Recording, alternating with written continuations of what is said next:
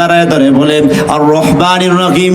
আল্লাহ আসমান থেকে ডেকে বলে আসমা আলাইয়া আব্দি, ও বান্দা আবার নামগুলো গুণ কীর্তন কেন কেন করো? বান্দা যখন বলে মালিক ইয়াউমিদ্দিন, ও আল্লাহ আপনি বিচার দিনের মালিক, আল্লাহ বলে মাজ্জাদানি আব্দি, আল্লাহু আকবার বলুন। অন্য হাদিসে কুদসির বর্ণনা আছে আনা মালিক ইয়াউমিদ্দিন, বান্দা তুমি যে বলছো আমি বিচার দিনের মালিক, অবশ্যই আমি আল্লাহ একদিন বিচারালয় কায়েম করব, সেদিন সঠিক বিচার হবে। সেদিন টাকা দিয়ে আর চা খায় আর বিড়ি খায়া এই দিকে রায় ওই দিকে ঘুরে যাবে না।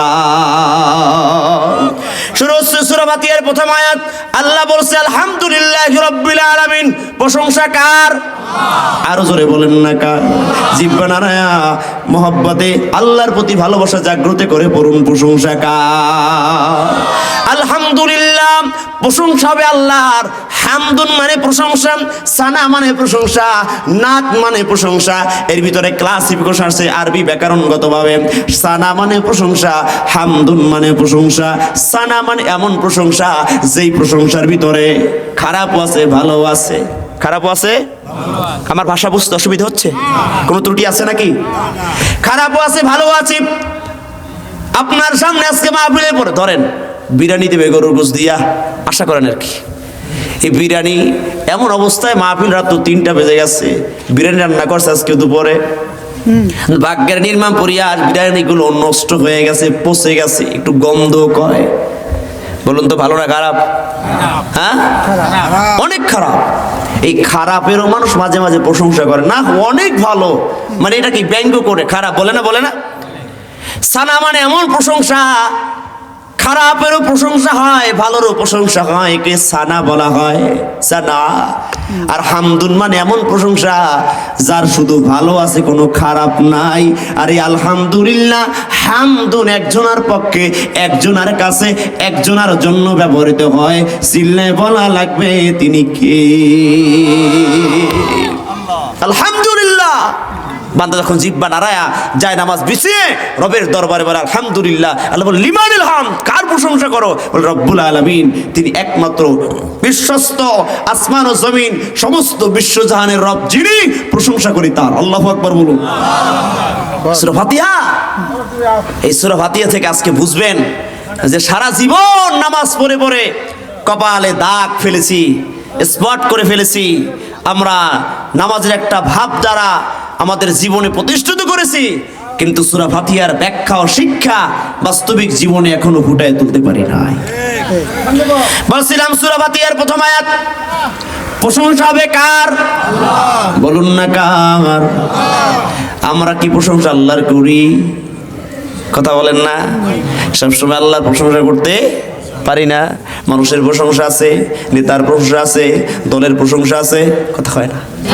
বসের প্রশংসা আছে, অফিসারের প্রশংসা আছে, কিন্তু এত প্রশংসার ভিতরে আমাদের অনেকের জীবনে সেই রব আসমান জমিন একস্বস্য মালিকানা, সেই রব্বুল আলামিনের প্রশংসা অনেকের জীবনে নাই। আল্লাহ রাসূলের একটা হাদিস শোনেন ভাইরা বাবাজিরা আমার, সুখে এবং দুঃখে ফিসসিররা ওয়াদ-দাররা, সুখে এবং দুঃখে রবের প্রশংসা করবে যারা, কিয়ামতের ময়দানে আল্লাহর দরবারে জান্নাতের ফার্স্ট ক্লাসের জান্নাতের যাত্রী হবে তারা। আমাদের কি মন চায় না যে জান্নাতের প্রথম সারির মানুষ হই? বলেন না, জীবনে চায় না? এটা যারা চান, সুখ আসুক জীবনে, দুঃখ আসুক, কষ্ট আসুক, হাসি আসুক, কান্না আসুক, all time, every time, 24 hours, every man, every body, সব সময় হোল টাইম শুকরগুজার করবে কার? জিহ্বা নাড়ায় বলুন কার? কোন নেতার প্রশংসা নয়। গোটা 16 বছরে যে পরিমাণ নেতার প্রশংসা করেছেন, ছবি টানাইছেন, মাদ্রাসা মসজিদ আরো যত জায়গায় পারতেন, ঢুকাইতে পারেন এই মসজিদে। এই প্রশংসাগুলো বাদ দিয়া যদি এতটুকু সময়, অর্ধেক সময় নয়, একদিনের কিছু অংশ রবের প্রশংসা ডুবে থাকতেন, আল্লাহর কসম আল্লাহ আপনাকে জান্নাতের প্রথম সারির বান্দা হিসেবে কবুল করে নিতে। প্রশংসা হবে কার? জিহ্বা নাড়ায় বলুন না কার? জান্নাতি বান্দারা যখন জান্নাতে যাবে, জান্নাতি বান্দারা যখন জান্নাতে যাবে, নিঃশ্বাস ছাড়বে, ছাড়বে কিনা? অক্সিজেন গ্রহণ করবে, কার্বন ডাইঅক্সাইড ছেড়ে দিবে, সিস্টোলিস ডায়ালিসিস। বান্দা যখন এরকম ধপধপা যে নিঃশ্বাস ছাড়ে আর গ্রহণ করে, এই নিঃশ্বাস ছাড়ার প্রত্যেকটি শ্বাস যখন ছাড়বে, প্রত্যেকটি শ্বাসের শুরুতে শুরুতে বান্দার নিঃশ্বাস আর প্রশ্বাস একটা আওয়াজ আসবে, সেটির নাম হলো আলহামদুলিল্লাহ। হাদিস মুবারাকে রাসূলুল্লাহ সাল্লাল্লাহু আলাইহি সাল্লাম বলেছেন, আলহামদুলিল্লাহি তামলাউল মিজান। আলহামদুলিল্লাহ, আল্লাহর প্রশংসা সুখে আর দুঃখে করে যারা, তাদের আমলনামা নেকি দ্বারা পূর্ণ কিয়ামতের দিন পাবে তারা। আপনি যদি মনে চান আপনার আমলনামাটা নেকির পাল্লাটা ভারী হবে, নেকির পাল্লাটা পরিপূর্ণ হবে, যারা অল টাইম আল্লাহ শুকরগুজার করে, কিয়ামতের ময়দানে ওই বান্দার নেকির পাল্লা সবচেয়ে পরিপূর্ণ হয়ে যাবে। জান্নাতের প্রথম শ্রেণীর মানুষ, ফার্স্ট শ্রেণীর মানুষ সবচেয়ে নাজু নেয়ামত পেয়েছে, এর মতো আর নেয়ামত কেউ পায় নাই জান্নাতে। এরকম একটা ব্যক্তি হতে কি মন চায় না আমাদের? আপনারা কষ্ট পাচ্ছেন মনে হয়? এরকম ব্যক্তি হতে মন চায় না? জোরে বলেন, চাই কি চায় না? চায়। আল্লাহ রাসূল বলেন, আলহামদুলিল্লাহি তামলাউল মিজান। এই শুকরগুজার করবে, আল্লাহর প্রশংসা করবে যারা, ওর নেকির আমলনামাটা, নেকির পাল্লাটা পরিপূর্ণ হয়ে যাবে। জান্নাতে প্রথম শ্রেণীর মানুষ যে নিয়ামত পাবে, শুকরগুজারকারী বান্দাও সেই নিয়ামত পাবে। বোঝেন নাই মনে হয়? ভাষা বোঝেন নাই? জোরে বলেন না সুবহানাল্লাহ। এটা কি ভাগ্যের ব্যাপার না? বলেন, ভাগ্যের ব্যাপার না? কিন্তু আমাদের মনে, আমাদের মুখে আলহামদুলিল্লাহ নয়, হারিয়ে গেছে। আমাদের কেউ পালায় গেছে, আমাদের শুকর হারায় গেছে। বিষয়টা এরকম হয়ে গেছে নাকি? শুকরগুজার কার করবেন? আল্লাহ করেন না। দেখেন কিভাবে রহমত আর বারাকা আসে। আমরা সাধারণ কিছু পেয়ে, সামান্য কিছু পেয়ে না, অনেক কিছু যদি জীবনে পাই, এরপরে আমাদের জীবনে কিন্তু শুকর নাই। আছে? বিগত 50 বছর আগে অত্র অঞ্চলের ভাবধারা, উন্নয়ন, জীবনধারা, জীবনের মান ছিল অনুন্নত, ঠিক না? এতটাই অবস্থা ছিলেন যে অধুপরা গায়ে পরিচিত ছিল আমাদের অত্র অঞ্চল। শুধু তাই নয়, এলাকার মানুষ শাপলা সিদ্ধ করে খেতেন, রুটি খাইতে আটা ছিল, ভাত চোখে দেখতো না। কষ্ট হচ্ছে? সেই জায়গা থেকে চেঞ্জ হয়ে সভ্যতার উন্মোচনের ধারাবাহিকতায় আমরা এমন একটা জায়গায় পৌঁছেছি, আমার মনে হয় এখানে এমন একটা মানুষ নাই যারা না খেয়ে রাত দিন কাটায়। আছে? বলুন না, আছে? সেই সময় জিজ্ঞাসা করা হয়েছিল, কেমন আছেন? ভালো নাই, খাবার খাইতে পারি নাই। এখনো জিজ্ঞাসা করা হয়, কেমন আছেন? না, বিপদসাম আমার উপরে, আল্লাহ ঠাডাটা আমার উপর আলাইছে। আছে না নাই? আছে না নাই? আছে না নাই? শুকর নাই। আর মা বোনদের তো শুকর নাই। কতক্ষণ না কেন? আল্লাহ রাসূল বলেন, এমন কিছু মহিলারা আছে, মা বোনরা আছেন আশপাশে? আছে। এমন কিছু মহিলারা রয়েছে যারা নামাজ পড়ে, রোজা রেখে, হজ করে, পর্দা করে, কোরআন পড়ে, জিকির করে, এরপরও জাহান্নামে যাবে। এটা হতবাক হওয়ার কথা, অবিশ্বাস্য কথা, আকর্ষণীয় কথা, চমকে যাওয়ার মতো কথা।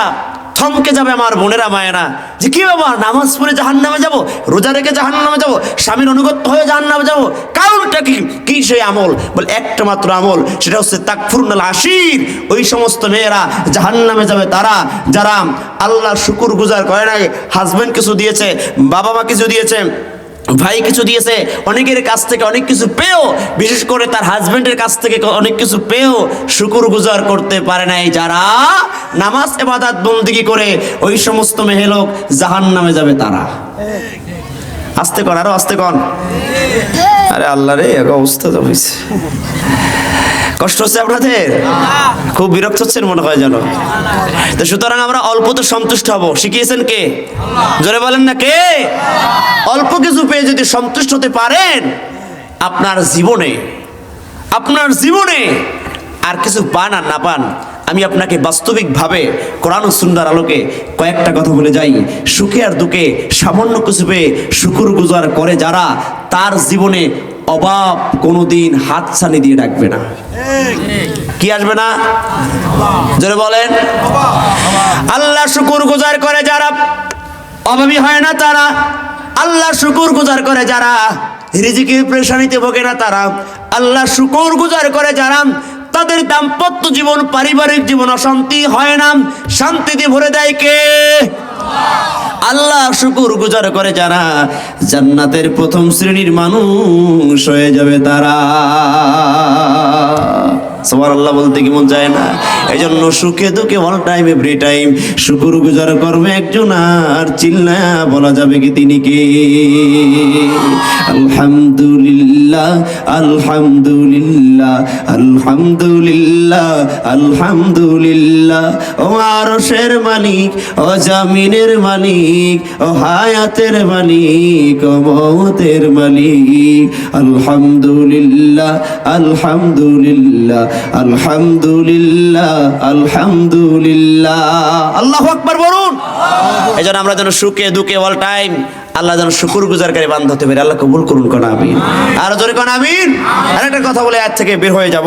আল কানাতু মিনাল ইসলাম, অল্পতে সামান্য কিছু পেয়ে সন্তুষ্ট হওয়ার নামই হচ্ছে ইসলাম। সুবহানাল্লাহ বলুন। ইসলামের শিক্ষাটা, ইসলামের বেস, ইসলামের বেসিক মৌলিক শিক্ষা হচ্ছে এইটা যে সামান্য কিছু জীবনে পেয়ে শুকর গুজার করে যারা, সন্তুষ্ট হয় যারা, ইসলামপন্থী মানুষ তারা। আল্লাহু আকবার। আমরা জীবন অনেক কিছু পেয়েছি, রব আমাকে অনেক কিছু দিয়েছে, এরপর আমার জীবনে প্রত্যাশা শেষ হয় নাই, আমার জীবনে চাওয়া শেষ হয় নাই, আমার জীবনে আশা ফুরায় নাই, আমার জীবনে আরো চাই, আরো চাই।